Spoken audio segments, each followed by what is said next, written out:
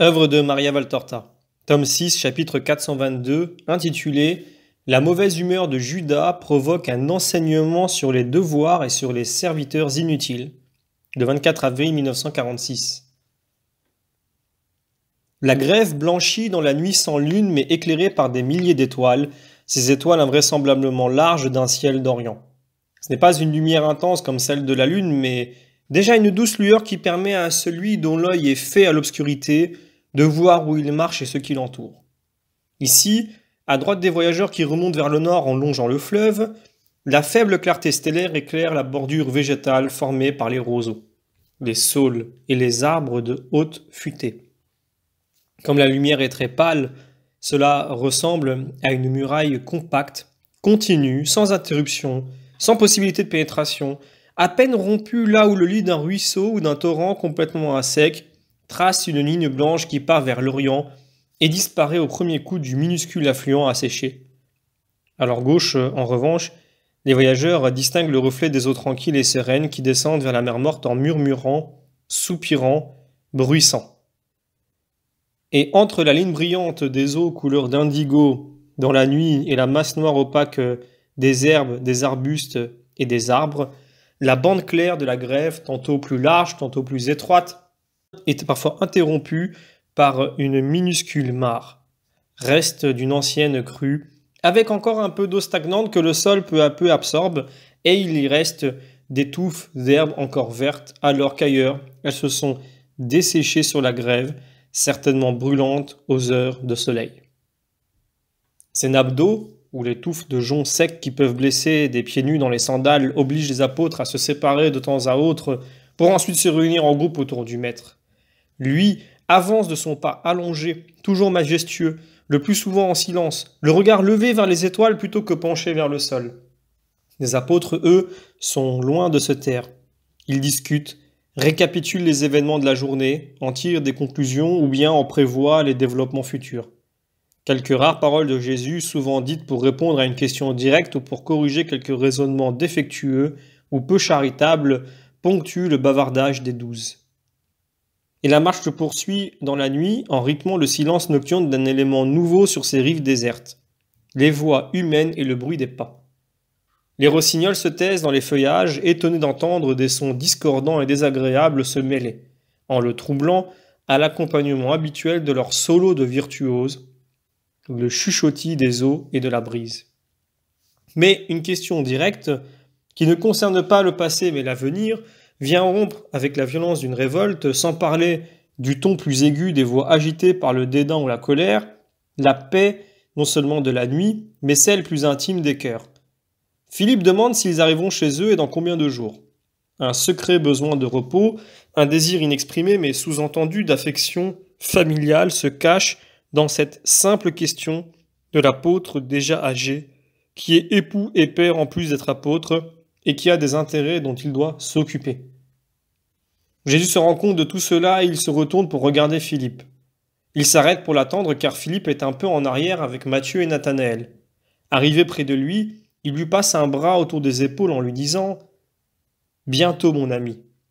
Mais je demande à ta bonté un autre petit sacrifice, si toutefois tu ne désires pas te séparer auparavant de moi. » « Moi? Me séparer? Jamais. Dans ce cas, je vais t'éloigner. Encore quelque temps de Bethsaïde. Je veux me rendre à Césarée-Maritime en passant par la Samarie. Au retour, nous irons à Nazareth et ceux qui n'ont pas de famille en Galilée resteront avec moi. Après un certain temps, je vous rejoindrai à Capharnaüm et là, je vous évangéliserai pour vous rendre encore plus capable. Mais si tu crois que ta présence à Bethsaïde est nécessaire, vas-y, Philippe, nous nous retrouverons là-bas.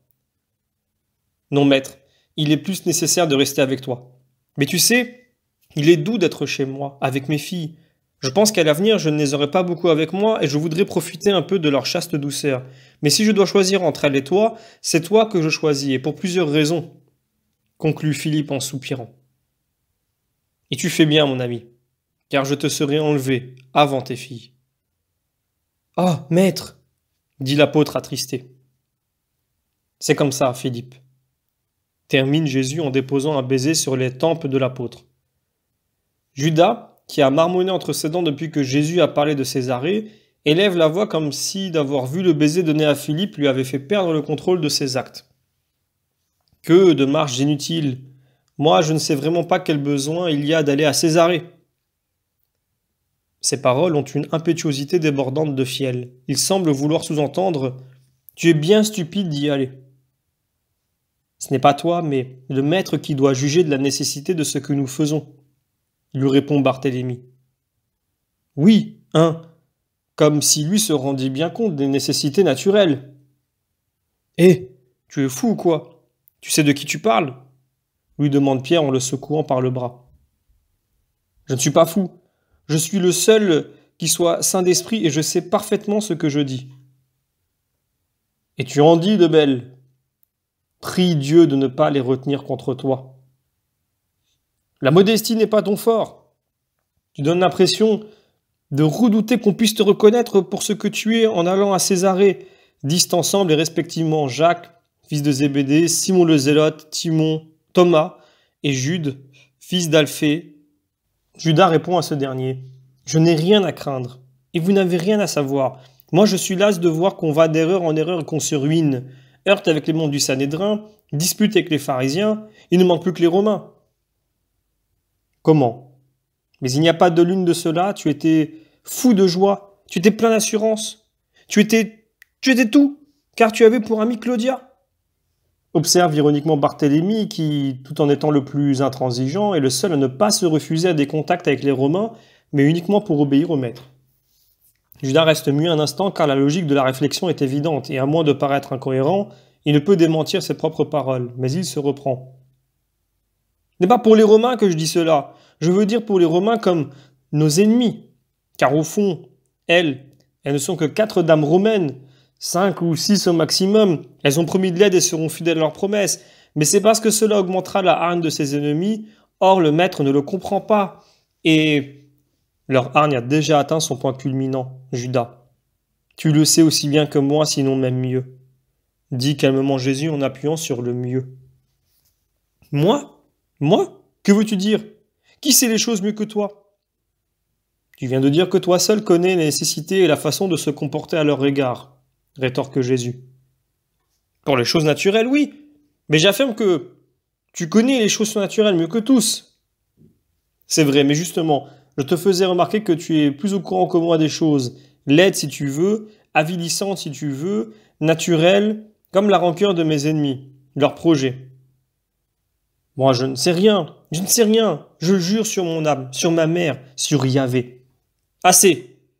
Il est dit de ne pas jurer, lui intime Jésus avec une sévérité qui semble durcir jusqu'aux traits de son visage, les raidissant comme ceux d'une statue.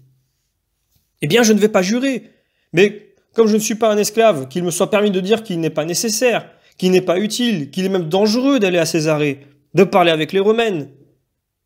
Et qui te dit que cela arrivera? Demande Jésus. Qui? Mais tout. Tu as besoin de t'assurer d'une chose, tu es sur les traces d'une... Il s'interrompt, comprenant que la colère le fait trop parler. Puis il reprend. Et moi je te dis que tu devrais penser aussi à nos intérêts. Tu nous as tout enlevé. Maison, gain, affection, tranquillité. Nous sommes des persécutés pour ta cause et nous le serons aussi par la suite. Car tu l'annonces sur tous les tons, un beau jour tu t'en iras. Mais nous resterons, nous serons ruinés, nous. Toi, tu ne seras pas persécuté lorsque je ne serai plus parmi vous. Moi qui suis la vérité, je te l'affirme et je te rappelle que j'ai pris ce que vous m'avez donné spontanément, d'une manière insistante. Tu ne peux donc pas m'accuser de vous avoir enlevé d'autorité un seul de vos cheveux qui tombent quand vous les peignez. Pourquoi m'accuses-tu? Jésus est déjà moins sévère. Il est maintenant d'une tristesse qui veut ramener à la raison avec douceur. Je crois aussi que la miséricorde qu'il montre, si pleine, si divine, sert à réfréner les autres qui n'en feraient sûrement pas preuve envers le coupable. Judas lui-même s'en rend compte et, dans un de ces brusques revirements de son âme, sollicité par deux forces contraires, il se jette à terre et se frappe la tête et la poitrine en criant « Parce que je suis un démon! Je suis un démon! Sauve-moi, maître, comme tu sauves tant de possédés! Sauve-moi! Sauve-moi !» Que ta volonté d'être sauvé ne reste pas l'être morte. Elle existe, tu le vois, je veux être sauvé. Par moi. Tu exiges que je fasse tout. Mais je suis Dieu et je respecte ton libre arbitre. Je te donnerai la force pour arriver à vouloir, Mais vouloir n'être pas esclave, cela doit venir de toi. Je le veux, mais ne va pas à Césarée, n'y va pas. Écoute-moi, comme tu as écouté Jean quand tu voulais aller à Accord. Nous avons tous les mêmes droits, nous tous savons tous de la même manière. Tu es obligé de nous satisfaire à cause de ce que nous faisons. Traite-moi comme Jean. Je le veux. Quelle différence y a-t-il entre lui et moi? Jacques intervient. Il y a l'esprit. Mon frère n'aurait jamais parlé comme tu le fais. Mon frère ne... Silence, Jacques. C'est moi qui parlais à tous. Quant à toi, relève-toi et comporte-toi en homme, comme moi je te traite, non comme un esclave qui gémit aux pieds de son maître. Sois un homme puisque tu tiens tant à être traité comme Jean. Or, en vérité, il est plus qu'un homme parce qu'il est chaste et plein d'amour. Allons, il est tard et je veux passer le fleuve à l'aube. C'est à cette heure que les pêcheurs rentrent après avoir retiré les nasses, et il est plus facile de trouver une embarcation. La lune, en ces derniers jours, lève toujours plus haut son fin croissant.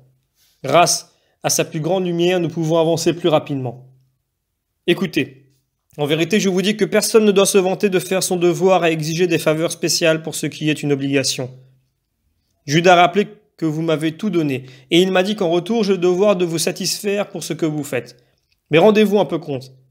Il y a parmi vous des pêcheurs, des propriétaires terriens, plus d'un qui possède un atelier, et Simon le Zélote qui avait un serviteur. Eh bien, quand les employés de la barque, ou les journaliers qui vous aidaient à l'oliveraie, à la vigne ou dans les champs, ou encore les apprentis de l'atelier, ou simplement les fidèles domestiques qui s'occupaient de la maison ou de la table, avaient fini leur travail, vous mettiez-vous par hasard à les servir? Et n'en est-il pas ainsi dans toutes les maisons et toutes les affaires? Quel homme ayant un serviteur qui laboure ou qui fait paître, ou un ouvrier à l'atelier, lui dit quand il a fini le travail, passe tout de suite à table? Personne. Au contraire, soit qu'il revienne des champs, soit qu'il ait déposé ses outils, tout maître dit, fais-moi à dîner, mets-toi en tenue et avec des vêtements propres, sers-moi pendant que je mange et que je bois, ton tour viendra ensuite. Et on ne peut pas dire que cela soit de la dureté de cœur, car l'employé doit servir son maître, et ce dernier n'a aucune obligation envers lui sous prétexte qu'il a obéi aux ordres reçus le matin. En effet, si le maître a le devoir de se montrer humain à l'égard de son serviteur, celui-ci a aussi le devoir de ne pas être paresseux et dilapidateur, mais de coopérer au bien-être de celui qui l'habille et le nourrit. Supporteriez-vous que vos matelots, vos ouvriers agricoles ou autres sous-ordres vous disent « À ton tour de me servir puisque moi j'ai travaillé » Je ne crois pas. Il en va de même pour vous.